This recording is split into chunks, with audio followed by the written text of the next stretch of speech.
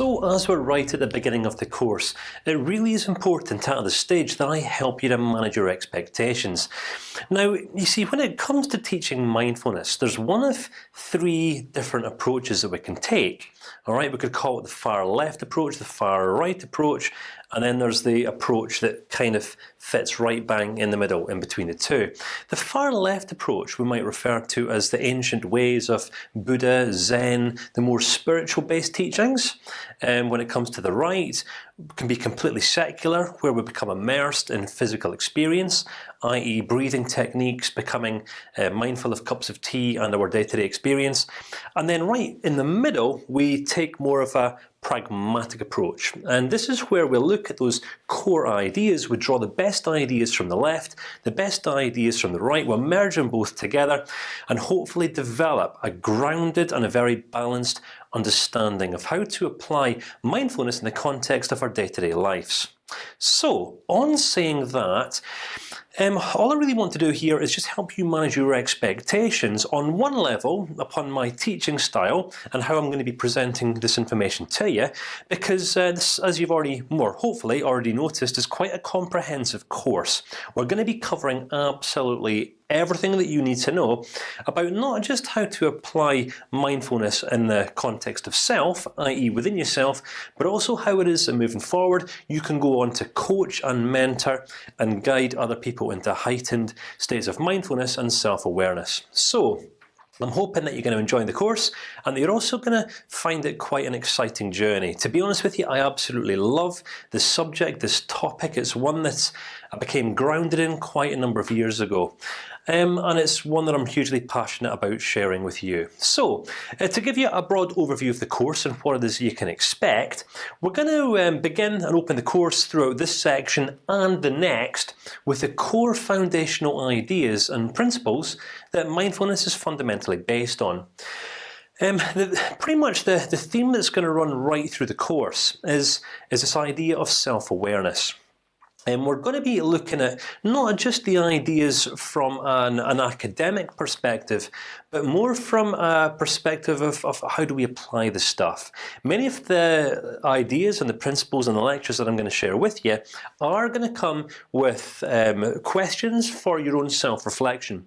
And just to aid and support this, what we've attached to this video lecture that you're going to find in the additional materials section is a course journal stroke a learning log, and in this learning log, there's going to be one page assigned to every single video, and each page is going to have four main questions, more helping you to focus and understand and appreciate, if you like, what it is that you're taking from each video or each idea on a rational head level, but also how you feel about each video, and then thirdly, how it is that you might apply the principle, so that by the end of the course you have a really grounded and a very balanced understanding. What we're going to be looking at is obviously self-awareness, as I've mentioned, which is going to be pretty much the theme of the course, in view of developing a greater appreciation and sense of awareness for other people, because we can become as mindful as we want to become in life, but we're human beings and we are not made for isolation, which, to be honest with you, is why, and is one of the main reasons why mindfulness has taken quite abstract directions in terms of its delivery at various points in the past. As human beings, we're relational beings, and generally the quality of our life is always going to be determined and heavily impacted by how well we relate to other people, which, as you're going to discover in the sections that follow, is going to be hugely impacted by just how well it is that we actually relate to ourselves. So, what I want to be helping you to understand and gain a deeper appreciation for is your past. How it is that you've come to this place where you're at in life today, and if necessary, make peace with it, because it's only through making peace with our past that we're actually able to begin genuinely preparing for a far more exciting future. And you might be thinking to yourself, the past, the future, but what we're focused on here is the present. And yes, this is where we're going. This is pretty much the very essence of mindfulness, becoming absolutely grounded in the present. But we can only really really become grounded in the present when we're completely clear on where it is that we've come from, and we also have a grounded vision for where it is that we want to go on into the future. So, what we're really pointing towards here is establishing a profound state of life balance, because when our life is out of balance, we can end up directing energy and focus into areas that we perceive as being out of balance, which then in turn can come at the cost of some of our other more important life areas. So, becoming grounded in the present actually means becoming grounded in a state of inner and external life balance. Now, we're going to be devoting one, possibly two, entire sections to emotional mastery, and what you're going to discover is actually quite a few different elements and angles that we can tackle this subject from. On one level, a rational level, where we're, and I'm going to help you to become more grounded in your understanding of your thought patterns, the patterns of destructive thinking that we can unconsciously succumb to and fall victim to, and then how this consequentially affects our emotional experience in life. Because if we understand this thought-feeling connection, well, this is actually the first step that we can take towards complete emotional mastery. And again, in order to accomplish this, it's crucial that we develop an appreciation for the foundational beliefs that we've come to build and base our life on.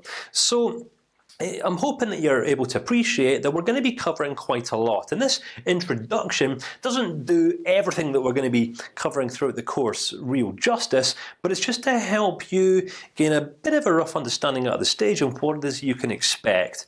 We're looking at around about 9 or 10 sections. There's going to be a whole load of workbooks that you can download, print off, alongside exercises for self-reflection, and every now and again, if I am aware of other external resources outside of this course that I feel might aid and assist you in developing a deeper understanding, then I'm going to attach them in the additional materials section.